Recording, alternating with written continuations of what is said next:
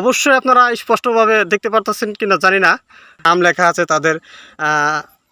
ভালো আছি। ভালো, আচ্ছা। এই যেখানে এটা কি আসছিল যারা মুক্তিযোদ্ধার ছিল তাদের? হ্যাঁ, তাদের তাদের তাদের তাদের আচ্ছা, তাহলে তো মুক্তিযোদ্ধারা মারা গেছে তাদের নাম এদারছে। পিছনে যে ওইটা ছিল ওটা কি মানে ভেঙে পরে নতুন করে করছে এটা না? ভাঙা হয়েছে, এটা পরে পরিবর্তন এদারছে নাম এনে দিছে। আচ্ছা, তাহলে ওটা নষ্ট হয়ে যাওয়ার পরে এটা নতুন করে বানিয়ে দিছে, এই তো। হ্যাঁ হ্যাঁ অবশ্যই ভালো লাগলো এটা দেখে, তবে উপরে একটু ভেঙে গেছে। হ্যাঁ, হ্যাঁ, এটার নিচে আরো 3টা স্তর না? 3-4 তলা হয়ে গেছে এই জায়গাটা। এখানে যারা মুক্তিযোদ্ধা ছিল, যারা মারা গিয়েছে তাদের একটা চার্ট আছে, ওই চার্টটা আমি দেখানোর চেষ্টা করব। আমরা ইতিমধ্যে কিন্তু চার্টের কাছাকাছি এসেছি। দেখেন, এতে কিন্তু সব কবর ঠিক আছে, একদম সমান হয়ে গেছে, লেভেল হয়ে গেছে।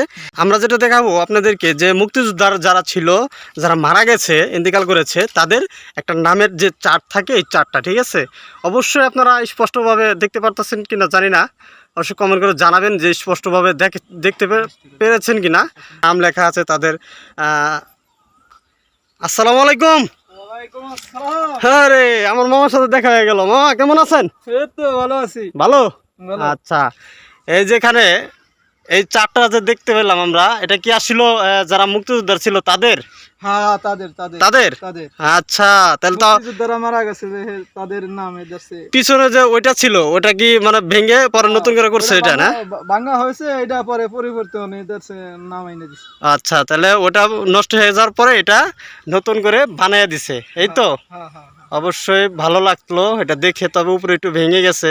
আমাদের এই কবরটা কিন্তু 3টা স্তর চলে গেছে নিচে, এটা 4র্থ স্তর, তাই না?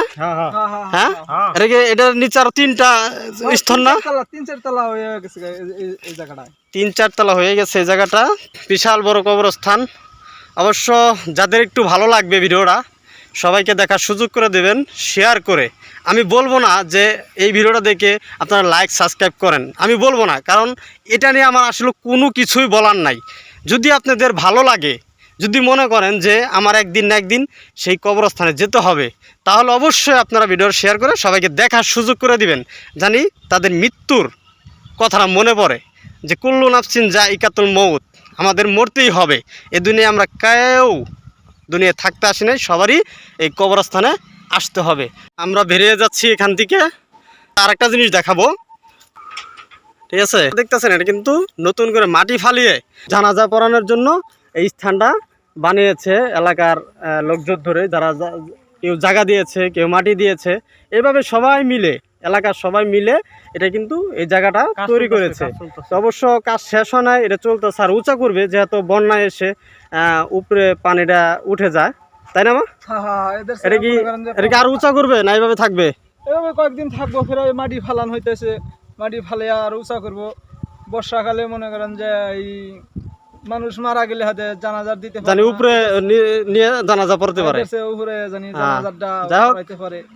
এক মামার কাছে আমরা কিন্তু সুন্দরভাবে জানতে পারলাম, এটা হলো টাঙ্গাইল জেলার নাগরপুর থানা রসুলপুর বনগ্রাম। তো ঠিক আছে, ভিডিওটা এই পর্যন্তই। নতুন অন্য একটা ভিডিওতে দেখা হচ্ছে। সবাই ভালো থাকবেন, সুস্থ থাকবেন, নিজের প্রতি খেয়াল রাখবেন। আল্লাহ হাফেজ।